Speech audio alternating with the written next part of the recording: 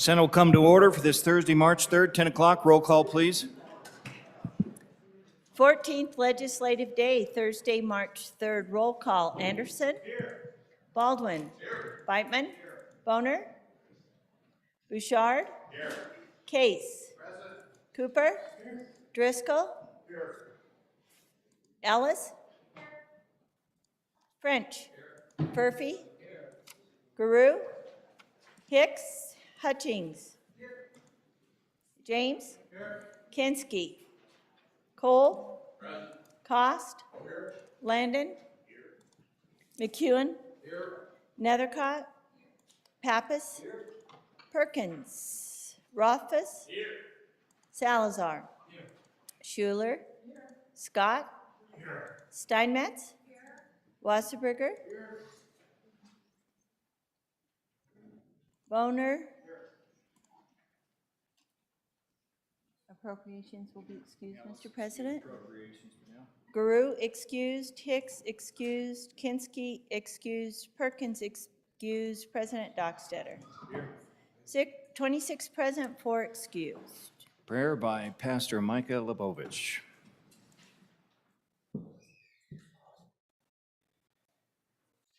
Good morning. Please join me in prayer. Everlasting God, you have always been and you always will be. But we are weak.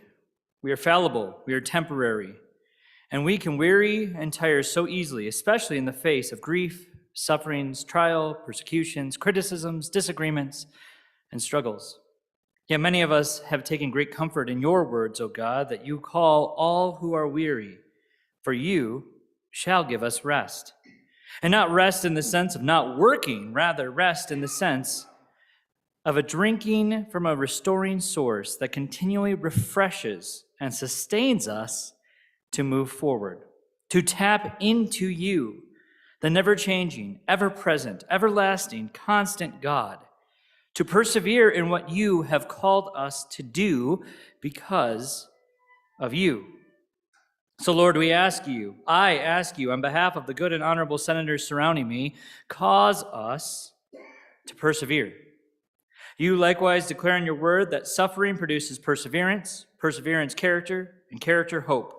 And hope does not put us to shame because God's love, your love, O Lord, has been poured into our hearts. So, Lord, I pray that as we suffer, as we long, as we face the trials and criticisms, that you cause us to persevere. And that as we persevere, you continue to shape our character. And by shaping our character, that you give within us hope to continue on, to be who you have made us to be, and not just us, but this good state of Wyoming and this nation as a whole, that those present here represent, that our suffering as a nation would cause us to persevere, that it would cause us to be shaped again in godly character, and that we as a nation would find our hope in you again, true hope found only in you. Shape us, persevere in us, and get the glory. Lord, in your name we pray. Amen. Amen. Thank you, Pastor. Senator Scott, would you start us in the pledge? I pledge allegiance to the flag of the United States of America and to the republic for which it stands, one nation under God, indivisible, with liberty and justice for all. Thank you.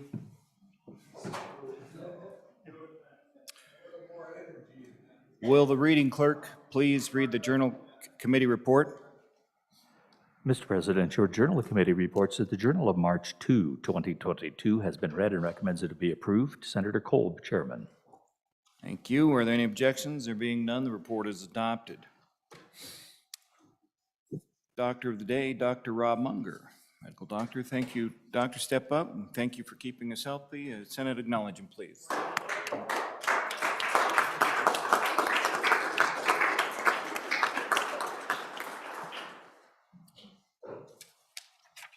Dr. Munger, we appreciate you being here.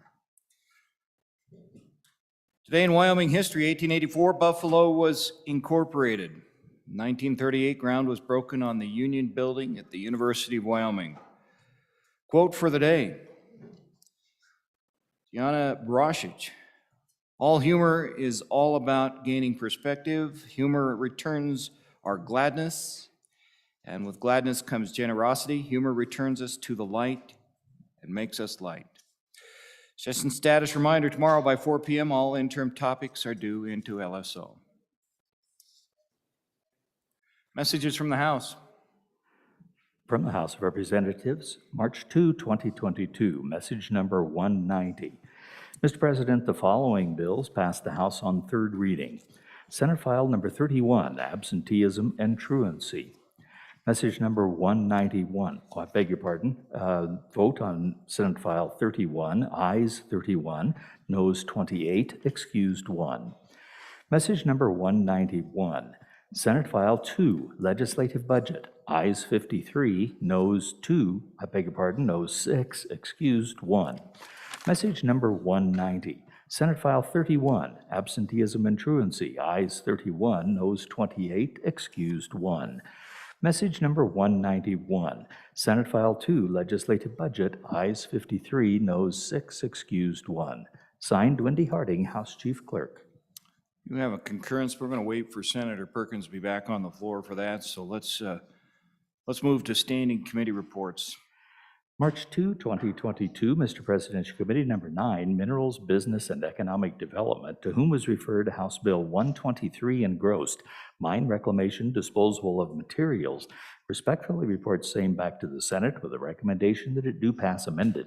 Ayes, Senators Anderson, Beitman, Cooper, Rothfuss, and Wasserberger. Senator Anderson, Chairman.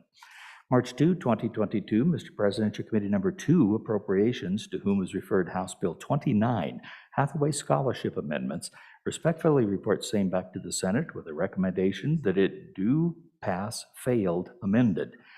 Ayes, Senators Carew. Noes, Senators Kinski, Perkins, and Steinmetz. Excused, Senator Hicks. Senator Perkins, Chairman. March 2, 2022, Mr. Presidential Committee number 8, Transportation, Highways, and Military Affairs, to whom was referred House Bill 18, Off-Road Recreational Vehicle Registration Amendments, respectfully reports same back to the Senate with a recommendation that it do pass. Ayes, Senators Anderson, Furphy, Landon, McEwen, and Pappas. Senator Landon, Chairman. March 2, 2022, Mr. Presidential Committee number 8, Transportation, Highways, and Military Affairs, to whom was referred House Bill 81, Operation of Motorcycles, Disabled Persons, respectfully reports same back to the Senate with a recommendation that it do pass. Ayes, Senators Anderson, Furphy, Landon, McEwen, and Pappas. Senator Landon, Chairman. March 2, 2022, Mr. Presidential Committee number 8, Transportation, Highways, and Military Affairs, to whom was referred House Bill 82, Military Discharge and Benefits, respectfully reports same back to the Senate with a recommendation that it do pass. Ayes, Senators Anderson, Furphy, Landon, McEwen, and Pappas. Senator Landon, Chairman. Thank you. Senator Landon. Mr. President, House Bill 53, just referenced, does have an appropriation. I would ask that it be re-referred to Committee 2. Okay. Thank you. Absent objections, Senate File 50 or House Bill 53 going to Appropriations 2. So done. Hold up here, Seneca. We're going to make sure that's been ready. We're going to ask you to come back around. We're still waiting for that to show up in the process. Thank you. But we appreciate you're all armed up when we need you then. Okay. Thank you, Mr. President. Thank you. Senator Salazar, Mr. President, personal privilege. please do. Honorable members, in the gallery is a very good group of the Riverton High School government class from School District 25, and they're here today to look at what we do, and I suggested to them that today might be a very good day for their civics education, given the bills that we're going to be listening to today. So Probably be an excellent day, Senator. excellent day. So I would ask that you welcome them to the Senate. Thank you.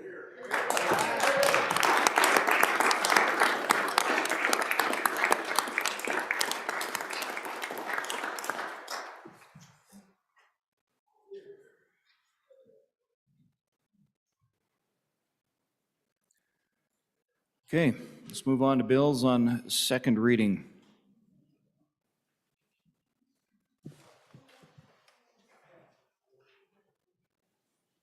We got Senator Perkins back on the floor. Senator Perkins, heads up, here's a concurrence, and we're going to jump into it now. Senator Perkins, are you ready on message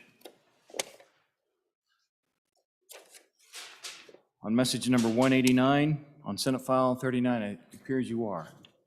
Yes, I am. Let me get you, there you go, go ahead. You're up. Thank you, Mr. President. I move message, Let's read it in real quick and then we'll, go ahead. if you insist. Message number 189, referencing Senate File 39, Fireman's Pension Plan Benefits. Senator Perkins, Now, Mr. President? now I promise. Thank you. Mr. President, now I move message 189, concurrence request to Senate File 39, Fireman's Pensions Plans Benefit, and ask the body to vote aye. What our friends down the hall did in this case is they changed it. If you remember, this is the correction and fixing of Fireman A for now and forever of that pension plan. And what they did down there is they added, as you see right there, it's that simple. They said, as using this article, Romanet 17, surviving spouse shall not include any person who was first married to a paid fireman or retired fireman on or after April 1st of 2022. So what that means is right now, if one of these Fireman A firefighters, if they die, their spouse is entitled 100% of their benefit for the remainder of that spouse's life. This cuts off and says that's fine for everybody now, but if they're getting married after April 1st of 2022, that benefit will no longer be available to the surviving spouse. So it'll help, I guess, I've seen stranger things. So, in fact, Mr. Chairman, Mr. President, I talked right to a couple of firemen and we were talking about this and they said, so you're not going to let us have trophy wives? And I said, what's a trophy wife? And they were kind of tumbled. I said, does that just mean a woman that's better looking than you? And they didn't know where to have an answer for that. But we did have some jest about marrying your granddaughter or something like that. But anyway, long story short, this will actually improve the plan.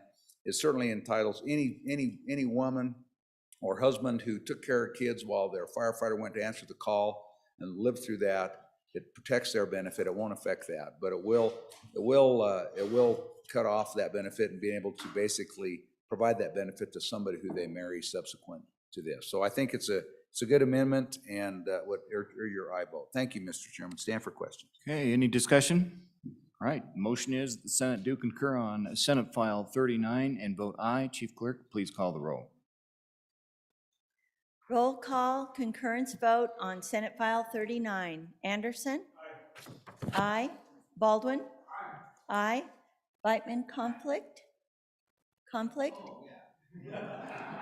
Beitman, conflict. Boner? Aye. Bouchard? Aye. Case? No. Cooper? Aye. Driscoll? Aye. Ellis? Aye. French? Aye. Furphy? Aye. Guru? Aye. Hicks? Aye. Hutchings? Aye. James? Aye. Kinski? Aye. Cole? Aye. Cost? Aye. Landon? Aye. McEwen? Aye. Nethercott? Aye. Pappas? Aye. Perkins? Aye. Rothfuss? Aye. Salazar? Aye. Schuler? Aye. Scott? Aye. Steinmetz? Aye. Wasserberger? Aye. President Dockstetter? Aye. Aye. Closing vote.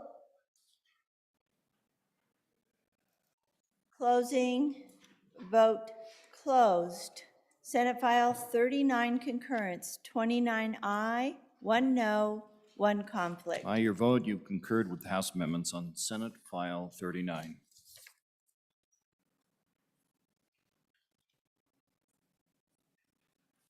Bills on second reading.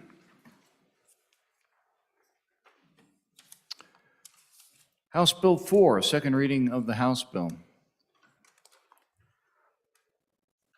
House Bill 4 engrossed, water permits livestock on federal land. House Bill 4, having been read 2 separate times, the question is, shall the bill be read a third time? Seeing no objection, it is so ordered. House Bill 7, second reading of the House bill. House Bill 7 engrossed, commercial vehicle driving disqualification. House Bill 7, having been read 2 separate times, the question is, shall the bill be read a third time? So here, no objection, it is so ordered. House Bill 16, second reading of the House bill.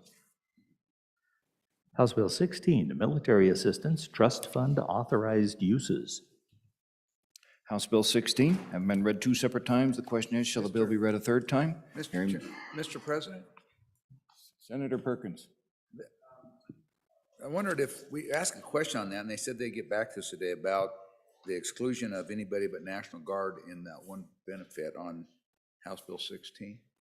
I just wondered if they had looked that up and found Let's, that answer. Let's check. We got Mr. Chairman, Chairman Landon, what do you think?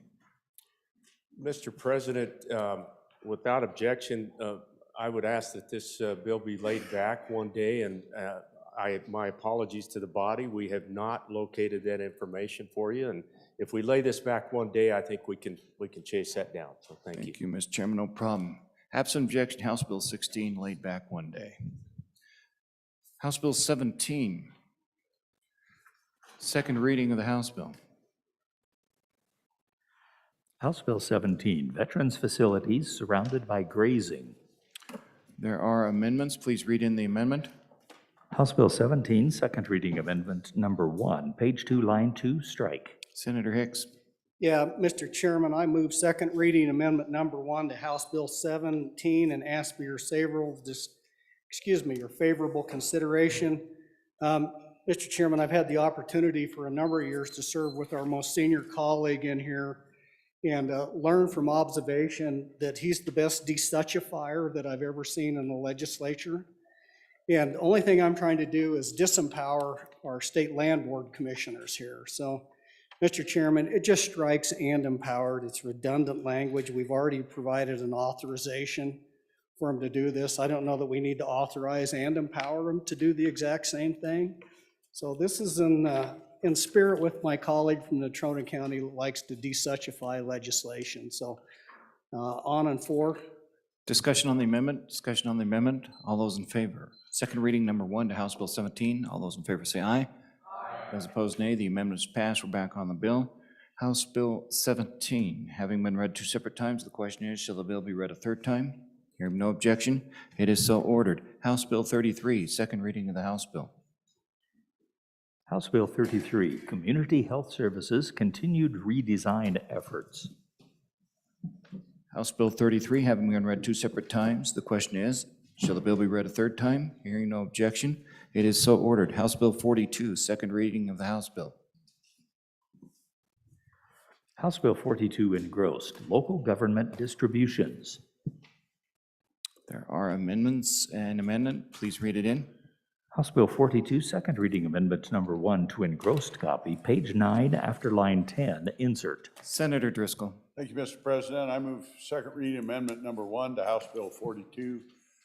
Folks, remember yesterday, I'm not going to spend a lot of time redoing this, but yesterday we had what would have been the equivalent of a shall, and we moved it more or less to what would be a may. So we moved into the intent portion rather than making it hard. So on page 9 after line 10, we put it in on page 14, line 3.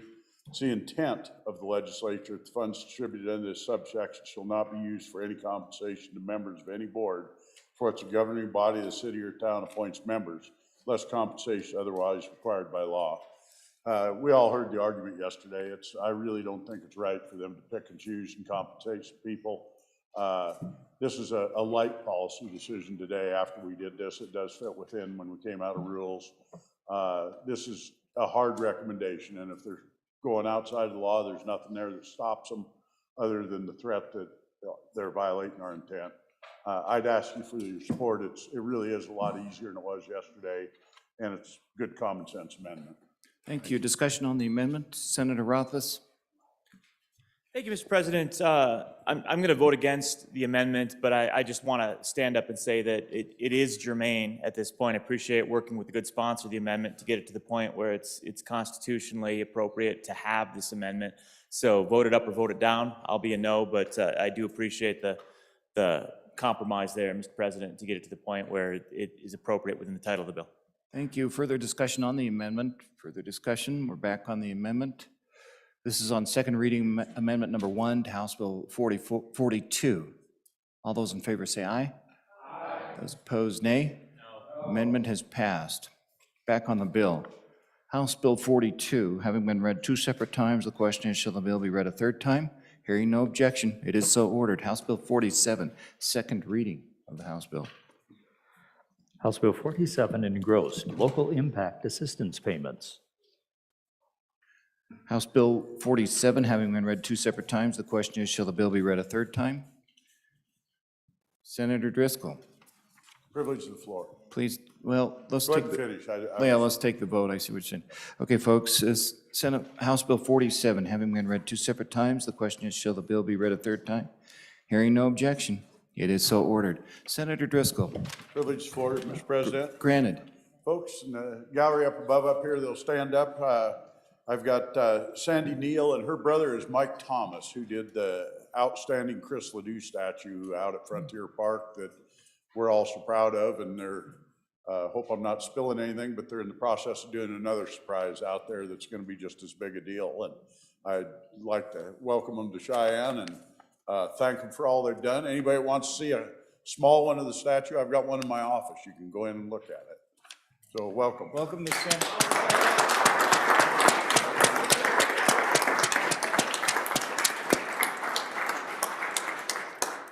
Now, we're intrigued that there's another project on the way. Look forward to it. Thank you again for attending the Senate. House Bill 49, having been read 2 separate times, the question is, shall the bill be read a third time? Whoops. House Bill 49, read it in. House Bill 49 engrossed, election reporting requirements. There are amendments. Please read in the amendment. House Bill 49, second reading amendment number 1 to engrossed copy, page 1, line 3, after. Senator Driscoll. Mr. Chairman, I move second reading amendment number 1 to House Bill 49. Folks, this pretty much is a cleanup. If you track it in and look at it, it pulls a whole section out and tracks in, and here's the way the new one reads as we put it back in. Any organization that receives contributions or expends funds totally in aggregate more than $1,000 for the purpose of causing independent expenditures or electioneering communications to be made, file a statement of formation for the purpose of filing campaign reports, according to Wyoming Statute 22-25-106H. Any organization that hasn't previously filed statement formation required of this subsection, file statement formation in 10 days. Substantially the same goes through independent expenditure or electioneering communications made within 10 days, primary, general, or special election. Statement of formation references subsection filed in these offices provided. Name and file, mailing address on line 31, name and mailing address to organization's chairman, treasurer, applicable, date the organization's form, purpose of the organization, and it puts it back together. This just is a cleanup that makes the bill track in cleaner, doesn't do any substantial changes. I'd ask for your favorable consideration. Thank you. Discussion on the amendment. This is on second reading amendment number 1 to House Bill 49. All those in favor say aye. Aye. Those opposed, nay. The amendment is passed. We're back on the bill. House Bill 49, having been read 2 separate times, the question is, shall the bill be read a third time? Hearing no objection, it is so ordered. House Bill 52, for second reading of the House bill. House Bill 52 engrossed, timeline to prepare and process absentee ballots. House Bill 52, there is an amendment. Please read it in. House Bill 52, second reading amendment number 1 to engrossed copy, page 3, lines 13 through 16. Senator Steinmetz. Thank you, Mr. President. I would move second reading amendment number 1 to House Bill 52 and ask for your favorable consideration.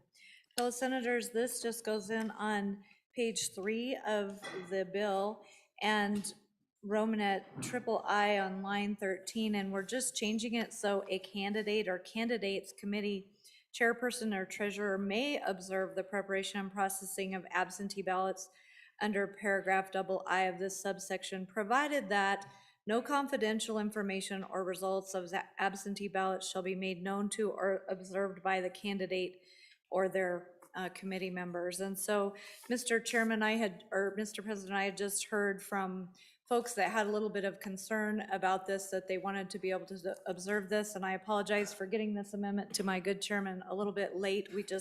It came hot off the presses as we were doing our Appropriations Committee work this morning, but I would just ask for your favorable consideration and hope it's a friendly amendment. Discussion on the amendment, discussion on the amendment. Senator Rothfuss and then to Senator Grew.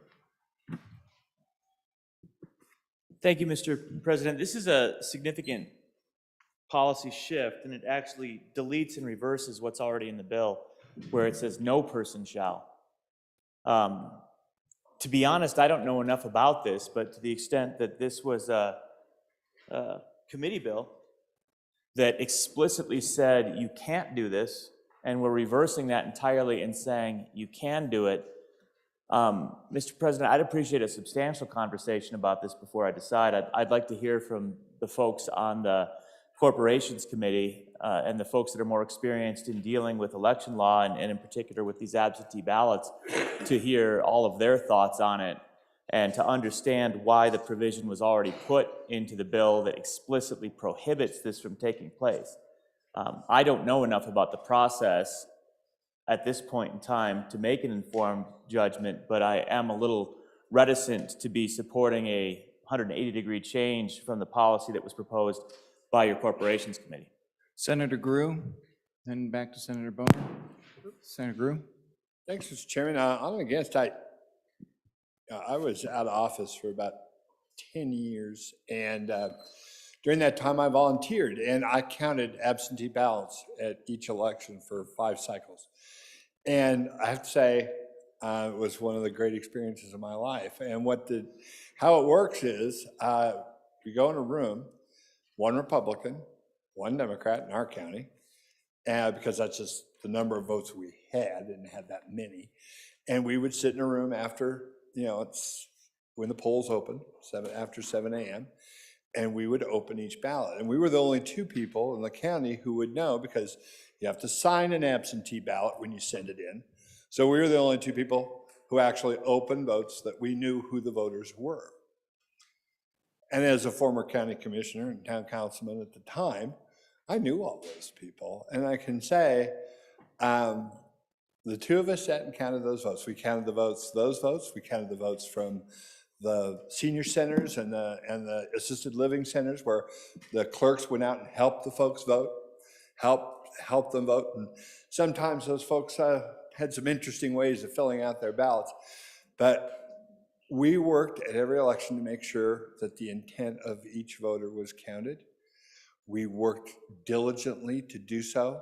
I think over the 5 cycles we worked, I think we spoiled or did not count less than a handful of ballots, and worked very hard, and it was a great system.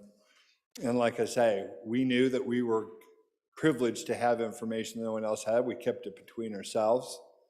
It was amazing, frankly, to watch people who split tickets you'd never believe. But it's a system that works, and I don't think this. I'm against this. I don't think it's necessary at all. The system works. I asked our clerk if this is the way it works by rule in counties across the state, and it's a good system. It works. I said leave it alone. I'm against. We're going to go back to Senator Boner and then over to Senator Scott. Let's do it that way. Go ahead, Senator Boner. There we go. Thank you, Mr. President. Yeah, that is correct. The intent of the bill is to give our county clerks some extra time to process absentee ballots. And the concern the committee had and why we put as many sideboards as we did in this bill was to ensure that the act of counting those ballots doesn't change the behavior of the folks running for office. You can imagine how that completely changes that dynamic. If you can literally observe these absentee ballots before Election Day, the Thursday or Friday before Election Day, imagine that. I mean, how that changed we've all run for office, how would that change your final days of the election if you knew exactly where you were standing? We worked hard to avoid exactly the circumstance which this amendment would produce. So if it's up to you, ladies and gentlemen, if you want, or if you have the ability to take a look and see how you're doing 2 or 3 or 4 days before the election, that you can go ahead and vote for it. If you want your opponent to be able to do the same thing, vote for it. This is well outside the intent of the bill, so just wanted to add that additional information. Senator Bonner, Senator Perkins is up. Go ahead, sir. Thank you, Mr. President. Mr. President, the concern I would have with this amendment is, if you think about this, we go to great lengths to, Mr. President, to make sure that your ballot is your business and it's secret. I mean, you go in, you get that, they give you the ballot, you go mark it up, and, there's dividers, there's envelopes, it's what you do, how you mark that ballot is your business, it's nobody else's business unless you decide to share that, other than these judges who count that. And so this is not talking about not having observers in there. This amendment comes in and says each candidate or candidates committee, so someone who has a direct interest in the election is now able to go in there and observe. And now it says you're not supposed to, provided that no confidential information results of absentee ballots shall be made known or observable by the candidate. But nevertheless, my concern would be that now you go in there and you get to see who voted. I mean, I don't know that your name's confidential, your vote's confidential, but by allowing interested parties in the process where they're being counted, I can't help but see how some of that information will be made known, or that it influences or potentially puts pressure on and influences those who are counting that ballot for good or for ill. I mean, they may like you and want to, they may be inclined to assist you, or they may not like you at all and inclined to not be fair. I'd hope that wouldn't happen, but this is different, allowing the candidates to go in and observe this. We're not talking about independent observers, but we're talking about allowing the candidates to be in there. It's kind of like watching everybody walk in, the candidates standing there and watching everybody vote as you came and voted in person. It just seems to me, it infringes on the independence. I think there's supposed to be secret ballots, and I think this potentially creates some potential for mischief or even hurts that privacy concept. Thank you, Mr. President. Thank you, Senator. Senator Scott, did you have anything? Okay. Okay, thank you. Senator Bouchard? Thank you, Mr. President. I've been in that room on recount, and I can assure you I didn't see any information.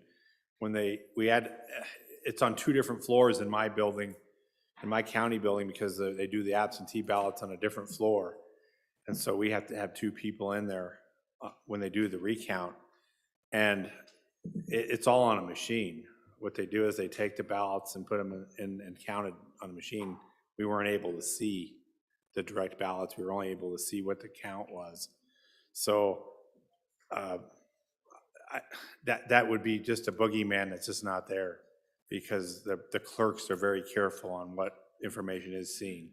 So I don't see this as a problem. Like I said, I wasn't able, and not only was it me, it was the other candidates as well. So there were multiple recounts going on at the time I was in there, and there were multiple candidates inside with their people, so they could be on different floors and watch the whole process. So I don't see a boogeyman. So, Senator Driscoll.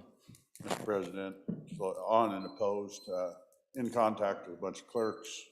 They're saying bad, bad, bad. I tend to trust them. There's a difference between a recount and an initial count. These absentee ballots in rural areas, real often they're an envelope that you slice open, and there would be a way that potentially somebody would know where it went and where it's at. I think it's a bad policy to have candidates in there. Observers, yes. Candidates, no. Vote no. Further discussion back to the sponsor, Senator Steinmetz. Well, Mr. President, I appreciate the good discussion, and as this amendment said, it wasn't designed to keep everything confidential. I too have been an election judge and seen how some of this process works.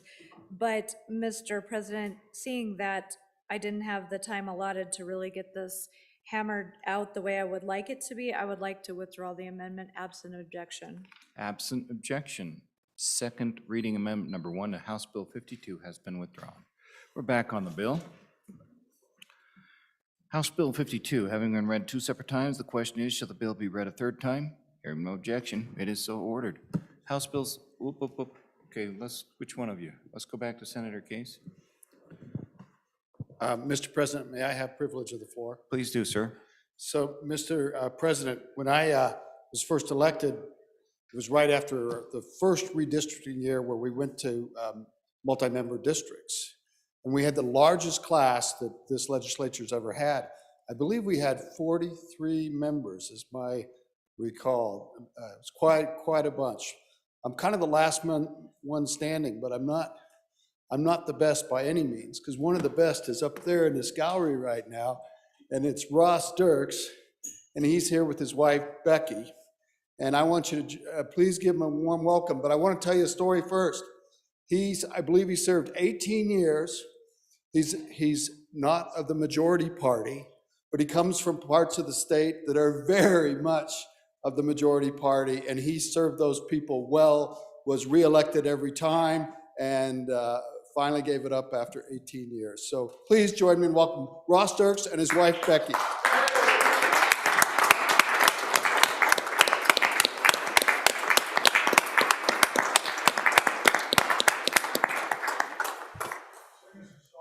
That's what I was about to ask. I can remember some nice songs that he sang us over in the house.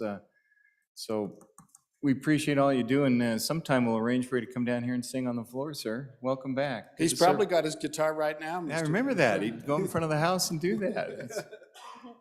Senator Dirks, thank you. Okay, let's go over to Senator Ellis. Thank you, Mr. President. May I have privilege of the floor? Please do. Mr. President, members of the Senate, I'd like to introduce you in the gallery, the Executive Director of the Unaccompanied Student Initiative, or USI for short. His name is Austin Rodmaker. Austin is a 2016 graduate of the U.S. Air Force Academy, where he entered active duty as a 13N nuclear operations officer. He was stationed at F.E. Warren Air Force Base and elected to stay in Cheyenne following his service commitment, where he not only started the Laramie County Lacrosse Club, but more importantly, he's the head of the Unaccompanied Student Initiative. The USI is a nonprofit organization that provides safe, stable housing and support system for high school students from 16 to 20 who are experiencing homelessness. Teenage homelessness is a serious issue across our state, and currently the USA operates in Laramie and Natrona counties and soon to be Albany County. And their goal is to provide shelter, safety, and guidance to homeless teens across our great state. During this last year, I had the great privilege of touring the USI home here in Laramie County, and I can tell you they're serving a very important need. And I just want to thank Austin for all his hard work as well as his staff. And so he's up in the gallery. Let's give him a warm welcome to the Senate. Austin, welcome to the Senate.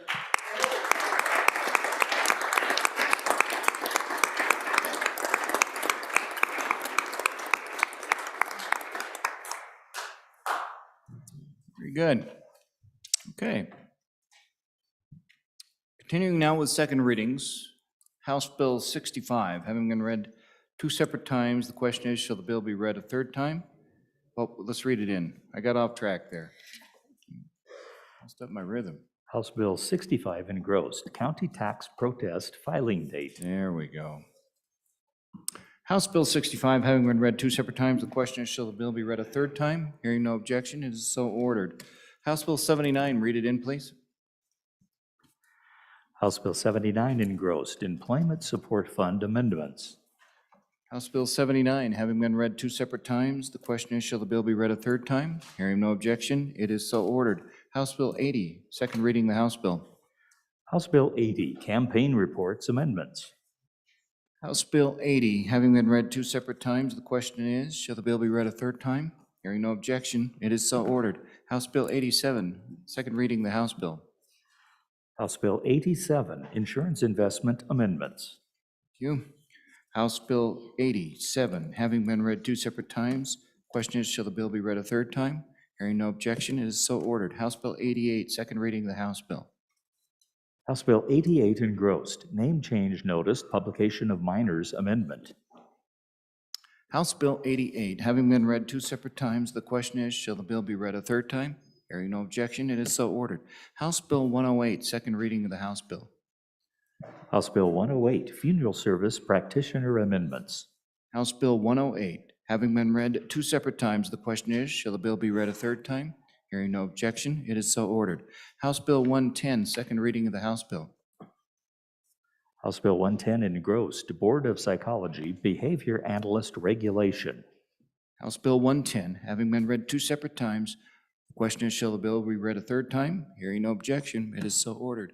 House Bill 117, second reading of the House bill. House Bill 117 engrossed, Occupational Therapy Licensure Compact. House Bill 117, having been read two separate times, the question is, shall the bill be read a third time? Hearing no objection, it is so ordered. House Bill 125, second reading of the House bill. House Bill 125 engrossed, Workplace Injury Assistance, Information and Guidance. House Bill 125, having been read two separate times, the question is, shall the bill be read a third time? Hearing no objection, it is so ordered.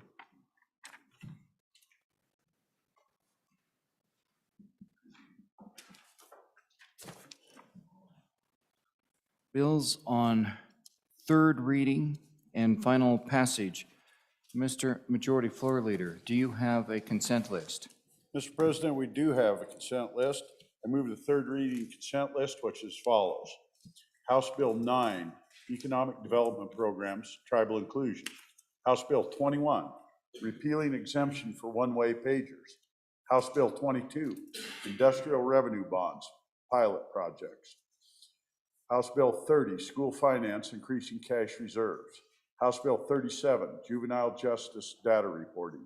House Bill 39, Pre-Application Determinations for Licensing. House Bill 43, Trophy, Game, Big Game, and Wild Bison License Allocations. House Bill 45, Mine Reclamation Bonding Voluntary Assigned Trusts. House Bill 46, Partnership Challenge Loan Program Amendments. House Bill 59, Workers' Compensation, COVID-19.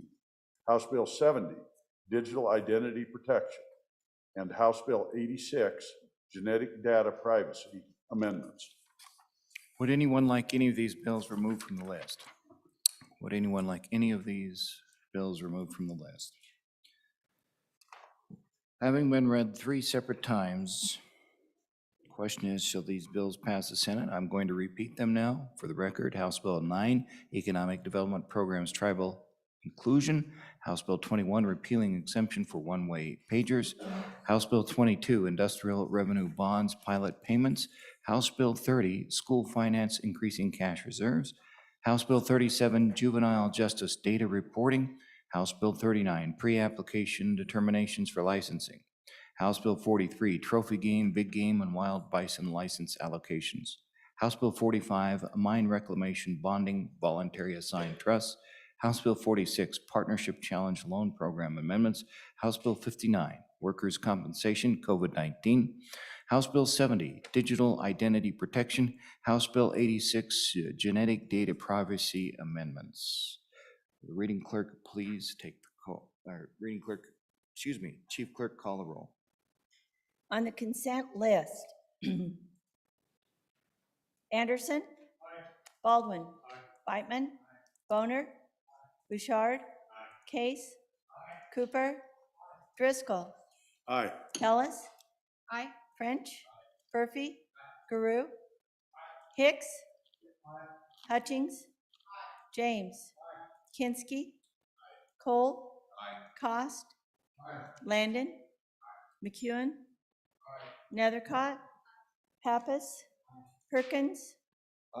Rothfuss? Salazar? Schuler? Scott? Steinmetz? Wasserberger? President Dockstetter. On the consent list, 30 aye.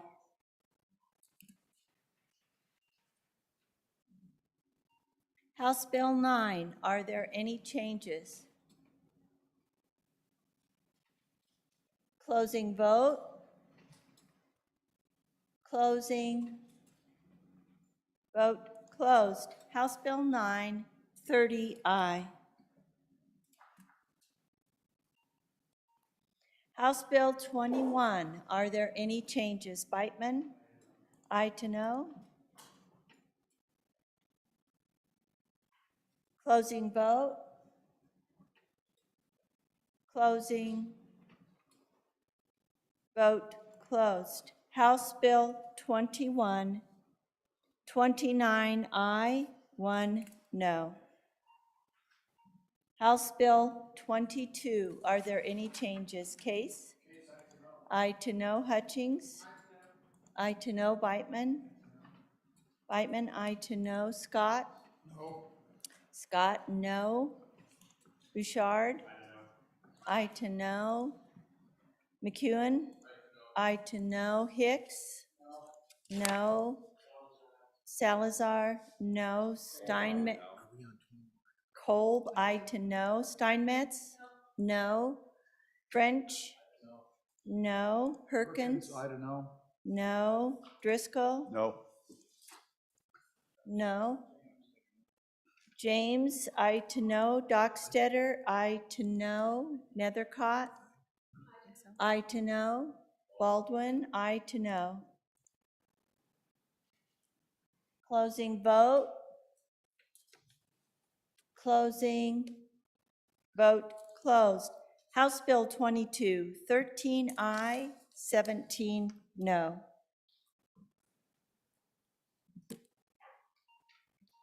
House Bill 30, are there any changes? Closing vote. Closing. Vote closed. House Bill 30, 30 aye. House Bill 37, are there any changes? Closing vote. Closing. Vote closed. House Bill 37, 30 aye. House Bill 39, are there any changes? Ellis, I don't know. Ellis, aye to no. Closing vote. Closing. Vote closed. House Bill 39, 29 aye, 1 no. House Bill 43, are there any changes? Closing vote. Closing. Vote closed. House Bill 43, 30 aye. House Bill 45, are there any changes? Closing vote. Closing. Vote closed. House Bill 45, 30 aye. House Bill 46, are there any changes? Case, aye to no. Hutchings? Aye to no. Bouchard? Aye to no. Beitman? Beitman, no. James, no. McEwen? No. Steinmetz? No. Salazar? No. French? No. Kolb? No. Closing vote. Closing. Vote closed. House Bill 46, 20 aye, 10 no. House Bill 59, are there any changes? Closing vote. Closing. Vote closed. House Bill 59, 30 aye. House Bill 70, are there any changes? Hutchings, aye to no. Closing vote. Closing. Vote closed. House Bill 70, 29 aye, 1 no. House Bill 86, are there any changes? Closing vote. Closing. Vote closed. House Bill 86, 30 aye. Having received the affirmative vote of the majority of members elected to the Senate, House Bill 9, House Bill 21, House Bill 30, House Bill 37, House Bill 39, House Bill 43, House Bill 45, House Bill 46, House Bill 59, House Bill 70, and House Bill 86 have passed the Senate. House Bill 22, having failed to receive the affirmative vote of the majority of the members elected to the Senate, House Bill 22 has failed to pass the Senate.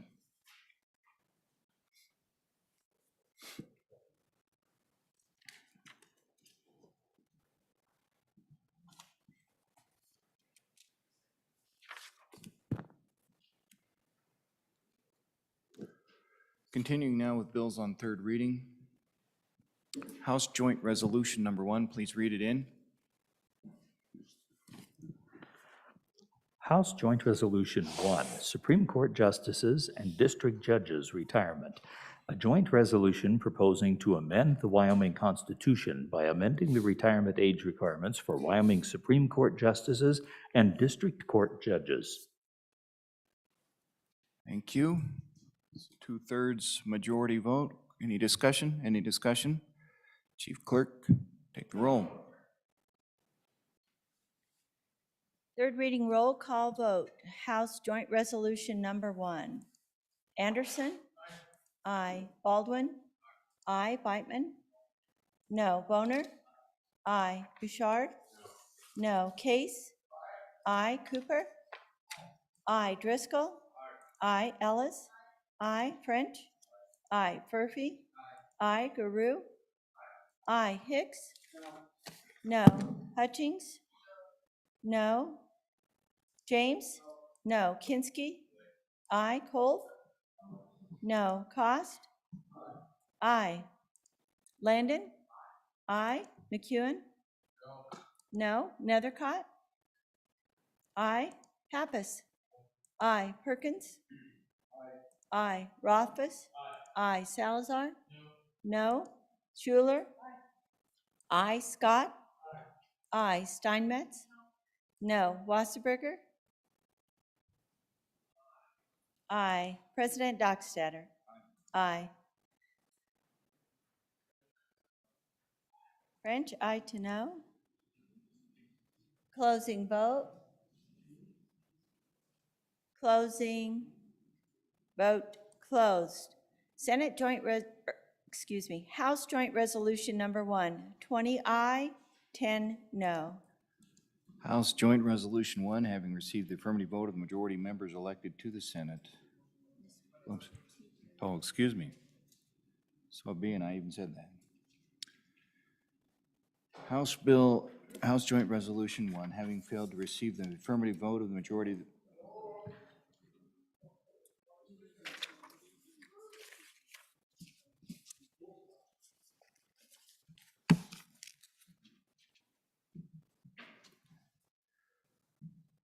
House Joint Resolution 1, having received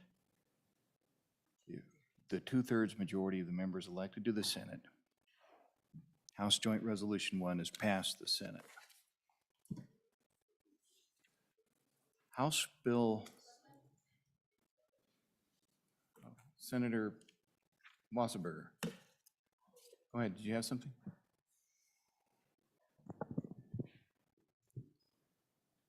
Mr. President, having voted on the prevailing side, I ask for immediate reconsideration. Okay. Absent objection. Announce which one you're. Of House Joint Resolution 1. Okay. Let's have you restate it for the record. Mr. President, having voted on the prevailing side, I ask for immediate reconsideration of House Joint Resolution 1. Okay. Absent objection. Roll call, please.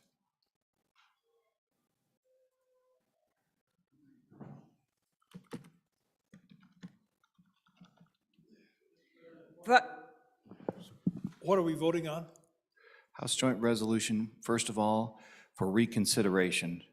That's the first vote. Yeah. The second vote will be on the resolution. This is to bring it back up. Your first vote is to bring it back up. Go ahead. for reconsideration. Roll call vote. Anderson? No. No. Baldwin? No. Beitman? No. Boner? No. Bouchard? No. Case? No. Cooper? No. Driscoll? No. Ellis? No. French? No. Furphy? No. Guru? No. Hicks? No. Hutchings? Aye. James? No. Kinsky? No. Cole? No. Cost? No. Landon? No. McEwen? No. Nethercott? No. Pappas? No. Perkins? Perkins? No. Rothfuss? No. Salazar? No. Schuler? No. Scott? No. Steinmetz? No. Wasserberger? No. President Dockstader? No. Hutchings, aye to no. Closing vote. Closing. Vote closed.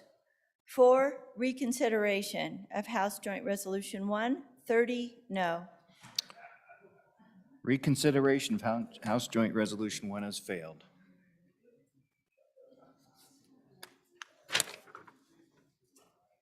Okay. House Bill 100, third reading of the House bill.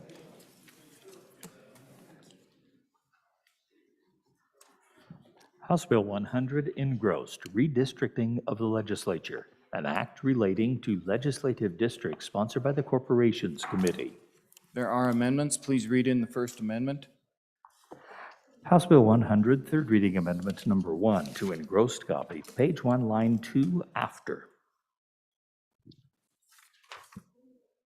This one belongs to Senator Kinsky. Please read in the first amendment. Oh, you read that. Go ahead, Senator Kinsky. You're first on the list here, sir. Oh, thank you. Thank you, Mr. President. I move third reading amendment number 1 to House Bill 100. Ladies and gentlemen, it was suggested to me somewhere along the line by staff that we should have some findings attached to this bill in the event of a court challenge so that we can outline what our thinking is or was. And I'm told that my understanding is even if we're completely within deviation, you can still be sued. So these findings outline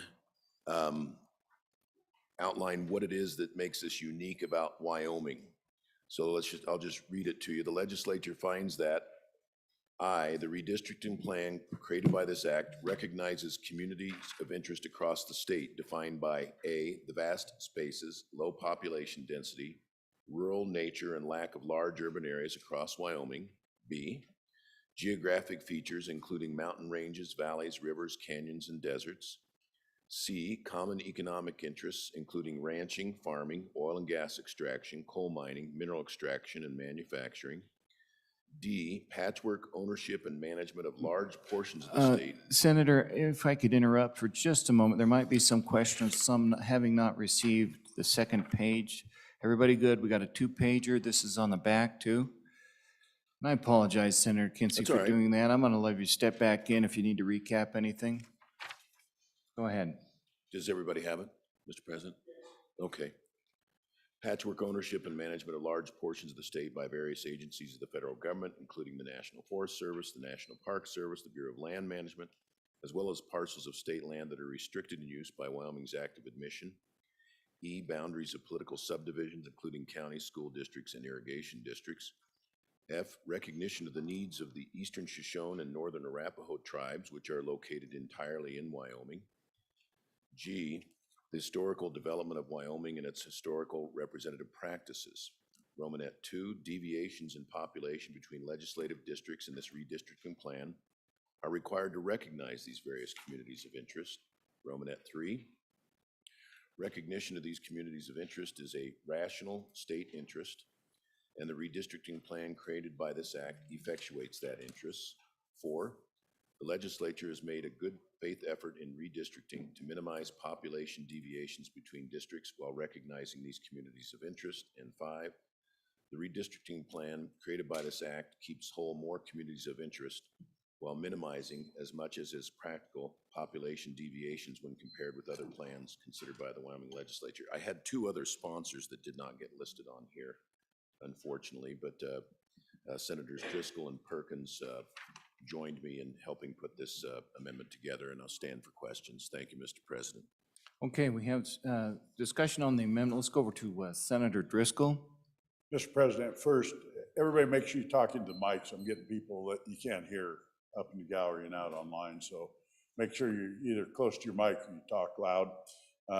This is a good amendment. It's important regardless what we do. This amendment, the findings is, we don't do this real often in the legislature, but in this case, the findings are in. I'd urge adopt. And for those listening, we are on third reading amendment number 1 to House Bill 100. Third reading amendment number 1 to House Bill 100. Further discussion? Question on third reading amendment number 1 to House Bill 100. All those in favor say aye. Aye. Those opposed, nay. The amendment has passed. Senator Driscoll. Mr. President, I'm going to ask something that's possibly out of order. So I distributed a letter, but I'd like to read it before we do the amendments. It's a letter from the clerks. I think it's very Okay. appropriate for what I'm we're gonna going into. rule that with our clerks. Let's have you read it. And you can read it yourselves, but I think it's important to understand what it really says. So it says, this comes from the County Clerks Association. Honorable Senators, write you today regarding your efforts in tackling the tremendous task of reapportionment.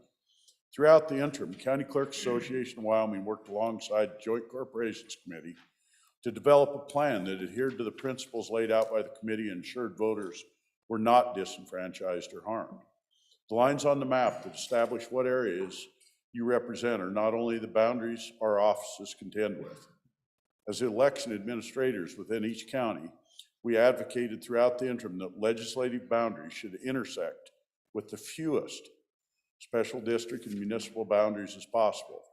Each time a legislative boundary intersects with other boundaries within our counties, a split ballot is created, also known as splits. Splits have the potential to destroy a voter's right to cast their vote in secrecy, increase voter confusion, and increase election costs. As such, each of our offices worked tirelessly to provide the best recommendation we could to reduce the number of splits within our counties. The Joint Corporations Committee and House of Representatives worked closely with the county clerks to reduce splits as much as possible, and such as the plan passed in the House protected voter privacy, reduced election costs, and limited voter confusion. Although the change to a 93 legislator plan was late in the interim, it was the culmination of 6 months of hard work and was carefully considered by our offices. We understand that time is of the essence and is quickly running out, but the change made on second reading was significant, sudden, and potentially harmful in certain rural areas. As such, we respectfully request the time to review and to coordinate with our offices to ensure that Wyoming voters are not adversely affected because of this hasty change. Our offices have proposed numerous changes, and I expect additional recommendations to come. It's fair warning for those of you that have done amendments that didn't go with them. There are unintended consequences to this, and I ask everybody to really proceed with caution as we go down this path. Thank you. Continue on now. Third reading amendment number 2 to House Bill 100. House Bill 100, third reading amendment number 2 to engrossed copy in attachment A. Senator Landon. Mr. President, thank you. I would move third reading amendment number 2 to House Bill 100. Mr. President, in keeping with those findings that we just passed, this is all about communities of interest.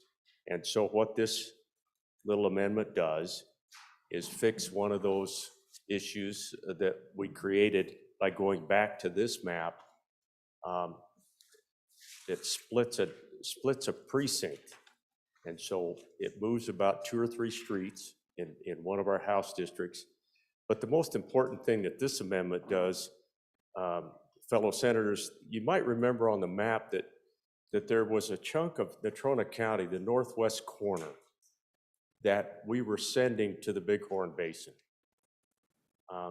That is not a community of interest, and I have spoken with those in the Bighorn Basin. I've spoken with those in Natrona County. We actually have one of our commissioners who lives in that part of the world up there. It affects about 140 people, but that doesn't make any sense to me, and so I ran this amendment, Mr. President, and asked for your consideration. That northwest corner of Natrona County just belongs in Natrona County. It's going to be very hard for this good senator to my left or anybody else who represents the Bighorn Basin to get down through the canyon and around the corner and up to Lysite to try to represent a community that's always been represented in Natrona County.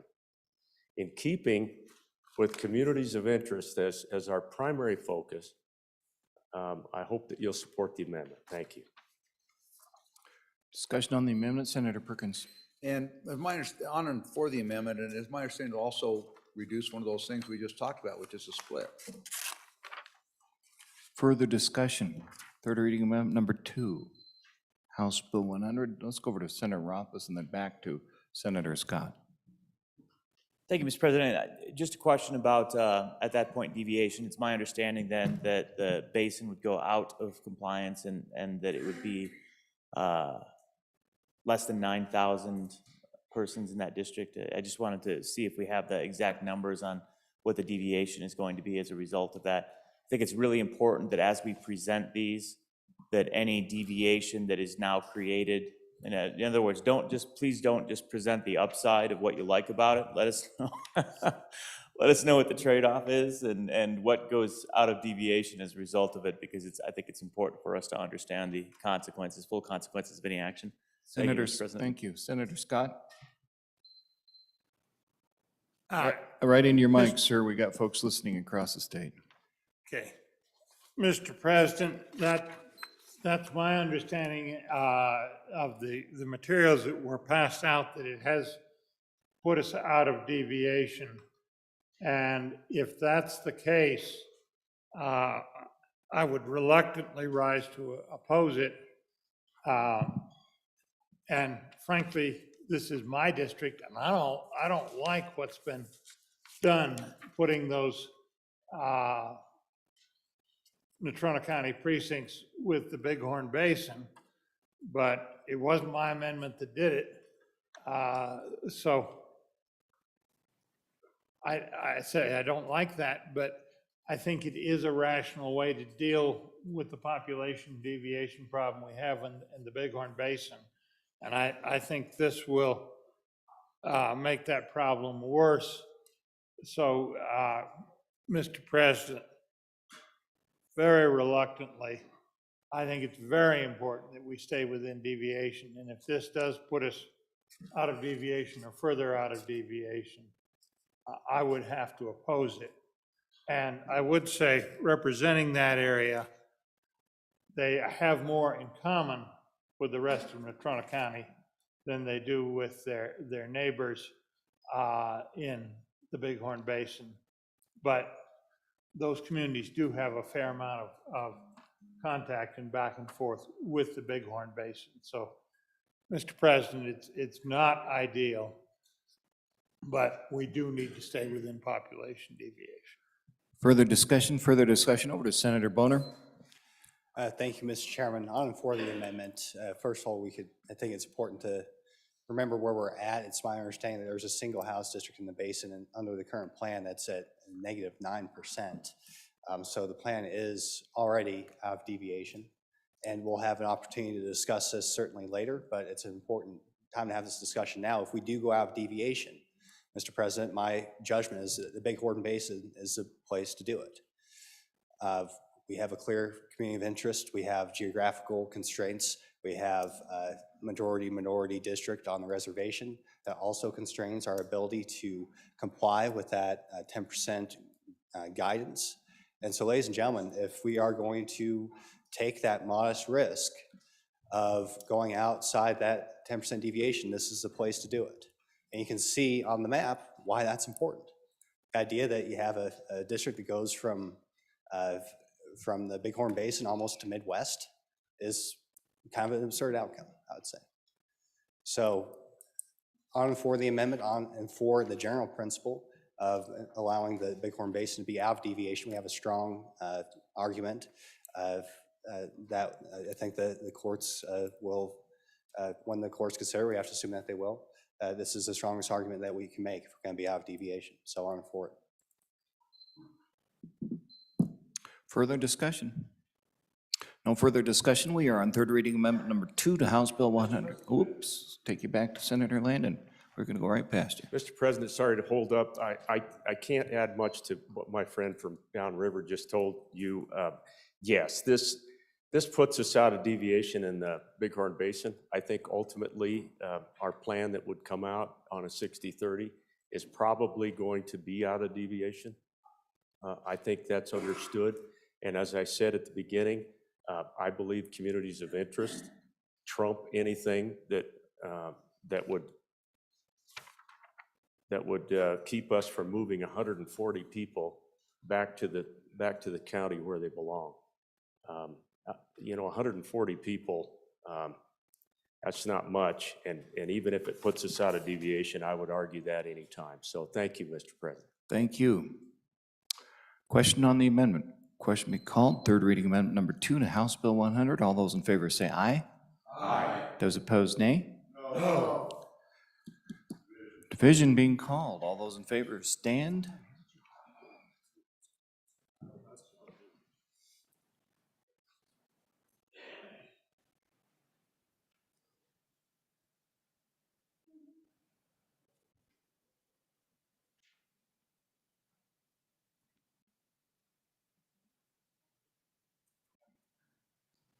Twenty. Those opposed stand for the record.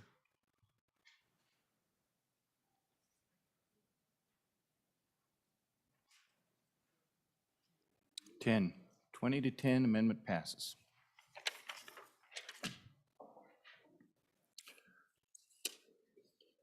Third reading amendment number 3 to House Bill 100. Read it in, please. House Bill 100, third reading amendment number 3 to engrossed copy in attachment A. Senator Cost. Thank you, Mr. President. This is the amendment that was talked about a little bit previously. The original amendment that we in the Bighorn Basin had submitted basically adjusted our own regions to where we're as close as you can get to deviation. Senator Cost, let me have it read in real I'm quick. sorry, I should read that in. It's okay, read it in. House Bill 100, third reading amendment number 3 to engross copy in attachment A. You're off to a good start, Senator. Go ahead. I will move it, okay? I'd like to move third reading amendment 3 to House Bill 100 and ask for your favorable consideration. What this does is it adjusts within our own Bighorn Basin area the regions so that we are as close to a deviation as possible, but we are out. We're out by a range from a negative 6.06 to a negative 6.26, which is as close as we could get it, but it puts our area intact with where it is now, but adjusted just a little bit. What it doesn't do is mess with the rest of the state, which was already in the proper deviation. So we're not messing with the rest of the state. We're just trying to get us so that we can go with the rest of the state. And we feel this is a very good opportunity to move forward. If you look at the reasons for justification with, even if there is any kind of a complaint on it, the mountain ranges, the lack of ability to reach somewhere without going so far, and really moving outside of what our communities really represent, makes it extremely difficult. This takes care of our area so that those people are still represented. We will do the best job we can with them, which has so far been really good. And we would just ask that as you look through this, even though there is a outside of deviation, it's not enough to worry about. So I would ask you to look at this with a favor. Discussion on the amendment. Let's go to Senator Driscoll. Thank you, Mr. President. Just a couple questions. One, I think this probably has been through the clerks, but now we're getting an example. We just moved people in the basin in the last amendment. It's only 141. How is this going to track in with that? Because this is what we're going to run into with these amendments, folks, is they cascade. As each one goes, it moves up and down. And has anybody run these numbers to see what this is going to do now? Because we just passed one. And like I said, I'm very confused as to how far we're moving the basin out of deviation now, if it's more or less. I'm not sure. I would hope someone could answer. Okay, let's go to Senator Boner. We'll collect a couple for you, Senator Koss. Senator Boner. Thank you, Mr. President. And this is something that I was coordinating with the sponsor of the amendment on. This is a kind of plug and play amendment that was the plan up until we switched to the 3162 plan. This has been vetted by the clerks, and you'll see on the handout from staff exactly what the deviation is. This has the effect of, instead of having one House district that's a -9, evening out the overall deviation among the House districts in the basin. It's what we had received public input on. It's what the committee received the clerk's input on. I feel it is very important due to the reasons that we heard at the beginning of this discussion with the clerk's letter, that we, when we insert a plan like this, that it has been previously vetted. Mr. President, say what you will about the turmoil of the Corporations Committee and coming up with a plan. We have produced plenty of options that have been vetted by the public and by the clerks, and this is one of them that the good senator from the basin took from our committee materials. Is now proposing to insert into our plan in a way that does not affect any other counties. You see in Natrona County, we've already made that change with the previous amendment, and that is not affected. Further discussion before we go back to the sponsor. Senator Cost. Thank you, Mr. President. And this was the plan submitted by the entire Bighorn Basin to the corporations. It was the plan that all of our people had worked on. We had met in all of our different communities. It has not changed. It's exactly the same plan. So it was known by the corporation all as submitted as the plan that we felt was the best plan at the time. So there's been no shifting or anything since then. It's that plan. Thank you. Ready for the question. Question is on third reading amendment number 3 to House Bill 100. All those in favor say aye. Aye. Those opposed, nay. Third reading amendment number 3 to House Bill 100 has passed. Third reading amendment number 4 to House Bill 100. Read it in. House Bill 100, third reading amendment number 4 to engrossed copy in attachment A. Senator Scott, please move it. Mr. President, I move adoption of this amendment. Mr. President, what this amendment does is put the plan before us within deviation over the whole plan. And so what it does is it takes out the previous amendments, and then it switches from the we were out of deviation with 2 districts, and what it does is we were out of deviation by 446 people, and it takes 480 people. Had to take a few more just to get the census, because you're limited by census blocks.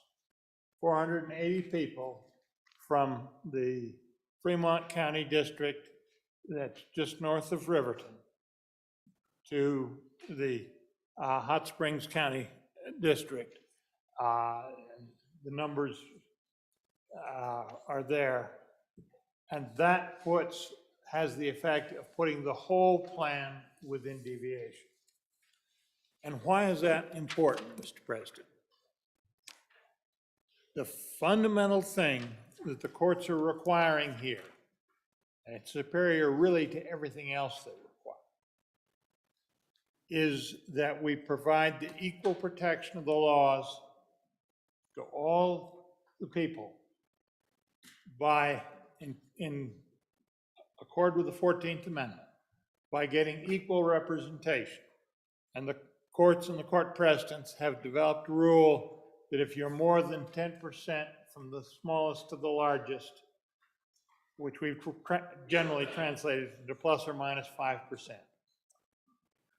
you are presumed to be within the requirements of the 14th Amendment's Equal Protection Clause. And so that is more important than all the other considerations that we see. And if you are within that deviation, that presumption is very useful in terms of defeating any legal challenge to the plan. So this gets us back in deviation for the whole plan, Mr. President, and I think that is very important going forward. I think it gets us in compliance with the federal constitutional requirements, and that's key. We did check, this does not have any impact on the voting rights, the House District 33 in Fremont County, where you've got the what amounts to the tribal district.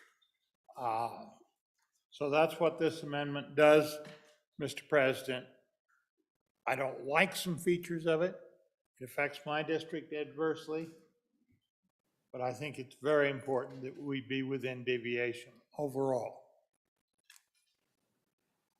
Senator Salazar, and then back to Senator Landon. Thank you, Mr. President. Well, there's nothing I like about this amendment, actually. This amendment takes over 450 citizens and adds them to the basin. Now, there is a mountain range, there's the Boysen Reservoir. In between these individuals, these citizens, how in the world is that a community of interest? All you got to do is look at the map. I will tell you that Fremont County is opposed to this.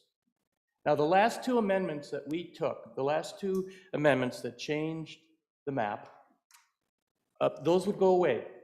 Those votes would disappear. If there was ever an example of a split, this amendment is it. Think about that.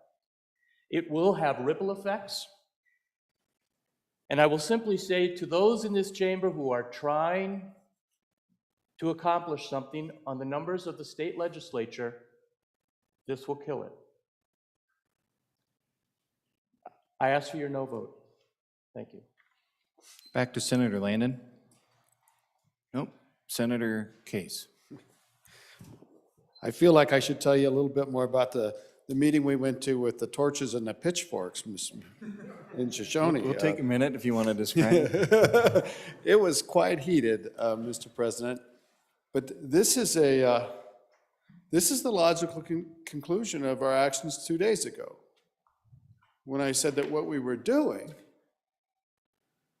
by reverting back to a 30-60 that allowed for out of deviation, was we needed to bring it into deviation. So I'm so torn, because I agree with my tall colleague, who I've served with for many years on the Corporations Committee, that we need to have a plan that's in deviation.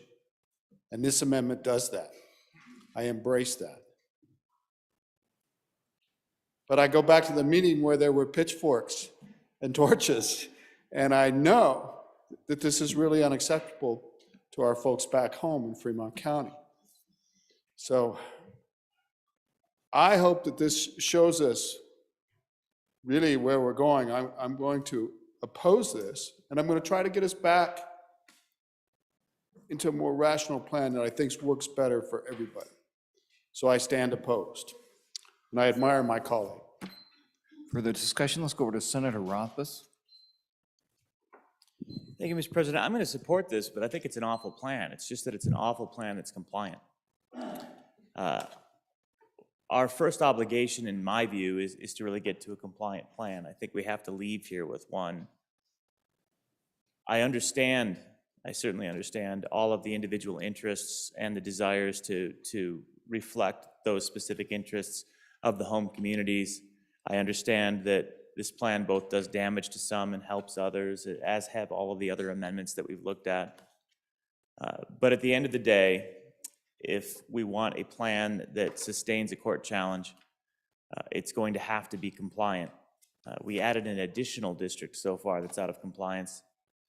It's going to be hard to justify why multiple districts are out of compliance. That's where we are right now, is what is effectively just a sure thing lawsuit that's brought, whether that's brought by Laramie County, Albany County, elsewhere. It's hard to say where it would be brought from, but there's a lot of folks with standing and a lot of non-compliance.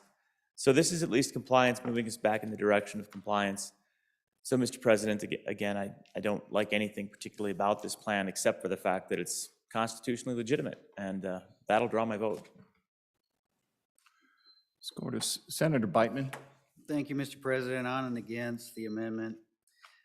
What this does is it, like I mentioned a couple days ago, it's putting the absolute obsession with getting within that deviation over people, actual people. This affects the people. We heard about the people upset with the pitchforks. I don't think they care so much about the deviation as they do care about communities of interest. So I think when we balance this all out, if you look at our redistricting principles, there's 7 of them. This amendment, if we're to pass, satisfies 1 of the 7. The population deviation. Okay, we solved that, but we just threw the other 6 out. So if we vote no, then we're basically saying election districts should be contiguous, compact, and reflect a community of interest, which is priority number 1. If they're in order, I don't know. But I think, Mr. President, that's the way we should err on the side of caution, and I urge you to reject this amendment. Thank you. Further discussion on the amendment? Senator Grew. Thank you, Mr. Chairman. I'm struck today as we have this debate. A lot of days around here, I see my learned colleagues grab copies of the Constitution. When we talk about the Second Amendment and how we hold it so dear, we talk about the First Amendment, we talk about other amendments in this Constitution, and they're sacrosanct in this body. Today, the one man, one vote principle that's held here in this Constitution, not so much. Don't see the constitutions flying about. Don't see the heartfelt words here and held. Talk more about expediency. We talk more about what's other things, but not quite held so close today. That's all, Mr. Chairman. Thanks. Thank you. Senator Cooper. Thank you, Mr. Chairman. I'm feeling rather like a problem child here today. I'm kind of reminded about what we talked about yesterday, that balloon. We squeeze here and it pops out over here. So I feel like we're all forced to pick the lesser of the evils. I'm gonna not speak for any of these amendments, but I will tell you, I'm gonna trust this body to come up with the right answer. And whatever we do come up with, I'll do my very best, from Cody clear to the Casper Airport, whoever we put in there, to make sure that these folks are represented properly. Thank you, sir. Thank you. Further discussion? Senator Scott. Mr. President, this is a fundamental question, this plan. This gets us in compliance with the 14th Amendment, Equal Protection Clause, as the courts have interpreted. Mr. President, yes, there are many other criteria, but this is the one that really counts, because it is based on that 14th Amendment, and the court decisions right along since the very first one in this area have been based on that 14th Amendment. So this trumps the other considerations. And Mr. President, you know, I know there's a good deal of enthusiasm here for standing up to the feds, and they're making us do things that we don't like to. We can fuss at them and make a big stink. I'll tell you, in my work, I spend a fair amount of time driving a swather that cuts the hay and puts it in windrows. And most of the animals that are in, small animals in the field, they hear the noise coming. They recognize the superior force and they get out of the way. But there's one that doesn't, Mr. President, and that's a skunk. And they stand and fight, and they make a big stink, and they get swathed. And I tell you, the federal government on one of these things that is soundly based on the Constitution, this one is, they're like that swather. They're going to run over the source of the big stink. And when the skunk gets swathed, all the difference it really makes is it's unpleasant for the individual that has to go under the machine and grease it the next time, pick up the pieces. You don't do any good. Mr. President, we need a plan that is within deviation, or we are asking the courts to do it for us. And that would be a disaster. Mr. President, on and for the amendment. All right, Sponge's spoken. This is third reading amendment number 4, House Bill 100. Question. All those in favor say aye. Aye. Those opposed, nay. No. The amendment has failed. Third reading amendment number 5 to House Bill 100. Please read it in. House Bill 100, third reading amendment number 5 to engrossed copy, delete. Senator Case. Mr. President, this was an amendment to correct some precinct by precinct things, block by block things, if the last amendment had passed. So it's not necessary. I asked it to be withdrawn without objection. Without objection, third reading amendment number 5 to House Bill 100 has been withdrawn. Third reading amendment number 6 to House Bill 100. Please read it in. House Bill 100, third reading amendment number 6 to engrossed copy in attachment A. Senator Steinmetz. Thank you, Mr. President. I would move third reading number 6 to House Bill 100 and ask for your favorable consideration. Fellow senators, these are just cleanups from our county clerks in Weston and Goshen County to correct some conservation district boundaries and voting blocks to keep everything so that our elections are clean. So it doesn't affect our deviation at all. It doesn't affect any other counties.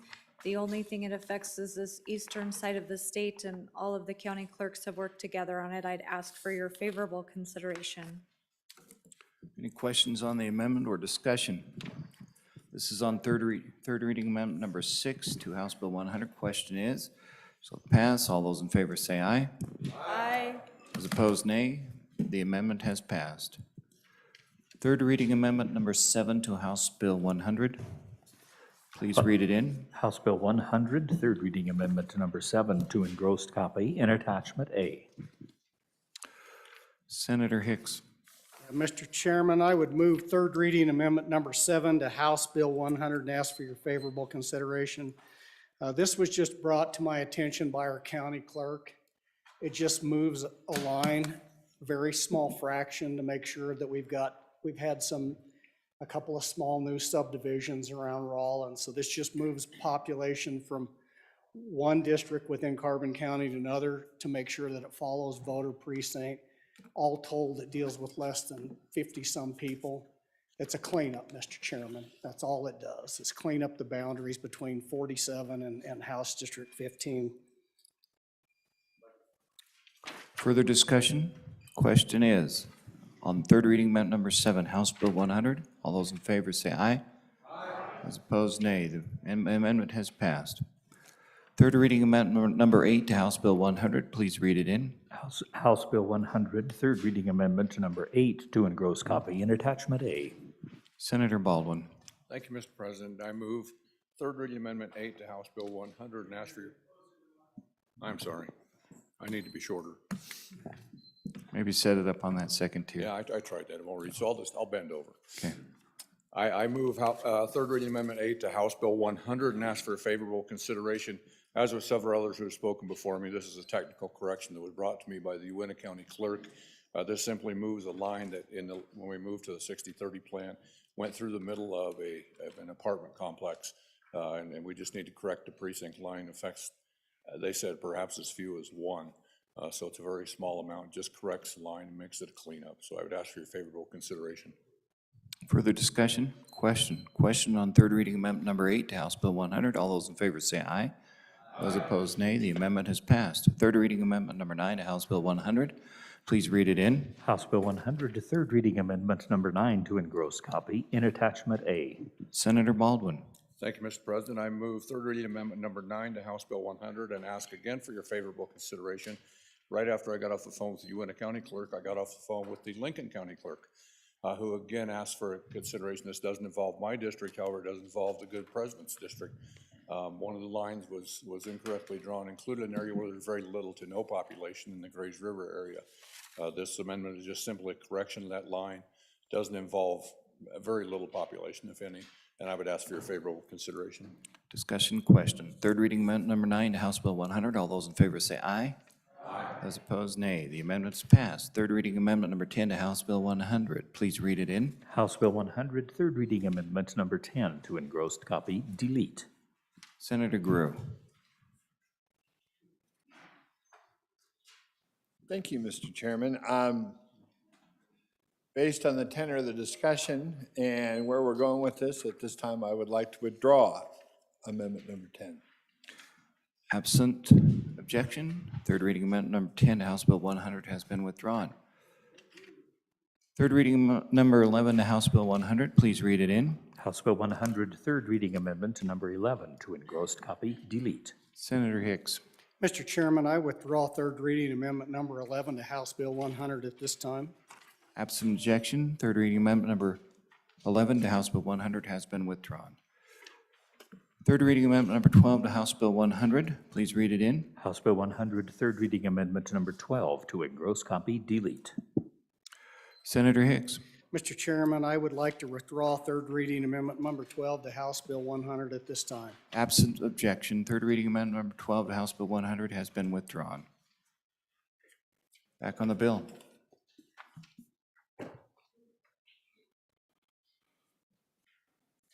House Bill 100.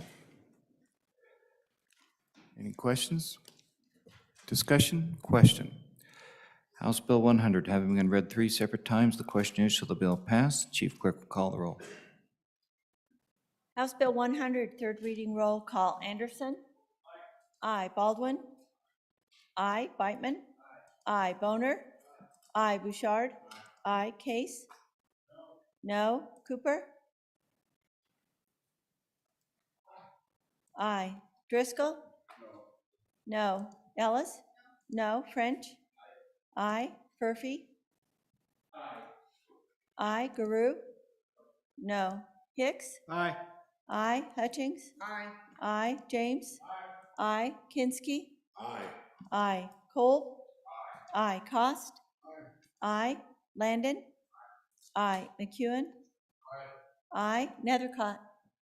No. Pappas? No. Perkins? Aye. Rothfuss?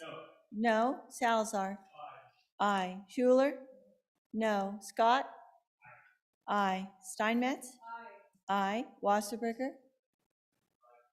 Aye. President Dockstetter? Aye. Closing vote. Furphy? Aye to no. Cooper? Aye to no. Closing.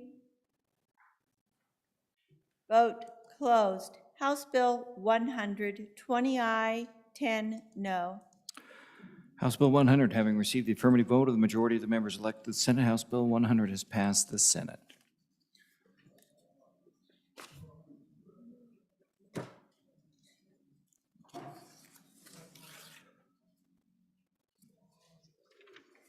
Mr. Majority Floor Leader, we're at that order of business, consideration of bills on general file.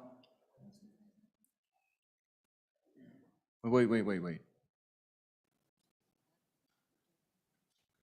to lunch?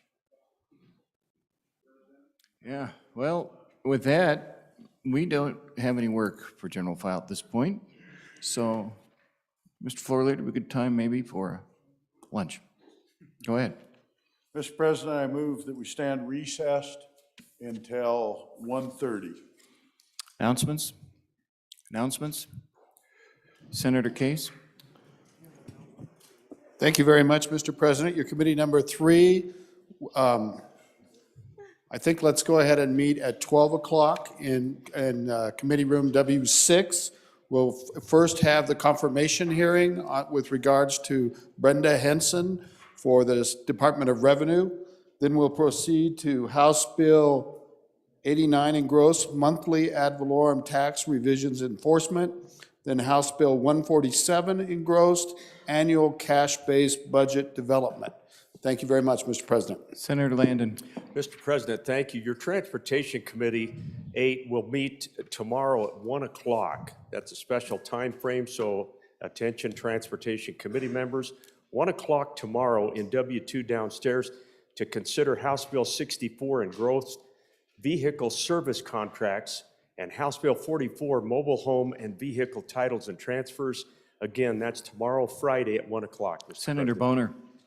Thank you, Mr. President. Your committee number 5, Agriculture, will meet today upon adjournment and Capitol Extension W2 and online to consider House Bill 2, disposition of water rights, House Bill 73, omnibus water bill planning, House Bill 137, state land exchanges, public notice, and House Bill 136, underground water contested case hearings.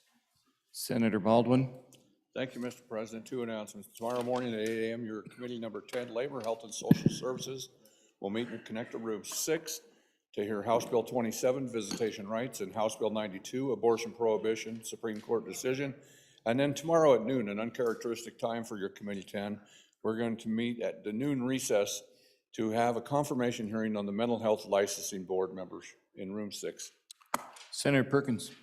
Thank you, Mr. President. Your Committee number 2, Appropriations, will meet today at, we'll call it noon, to take up the following bills: House Joint Resolution 5, House Joint Resolution 6, House Joint Resolution 5, Permanent Trust Fund Investments and Distributions, House Joint Resolution 6, Common School Account Investments and Distributions.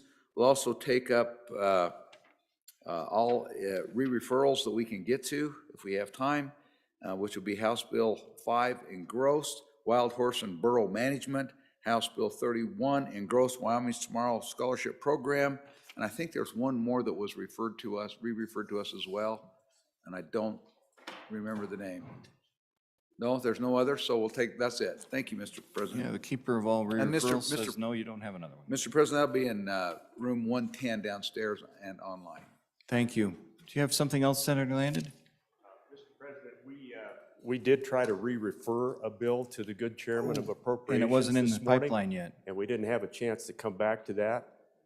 We got to get that in the pipeline. We'll do that right after lunch. Sorry about that, sir. No problem. Thank you, Mr. President. Okay, thank you. All right, further announcements. Okay, heard the motion. All those in favor say aye. Opposed, nay. The Senate will stand recessed until 1:30 this afternoon.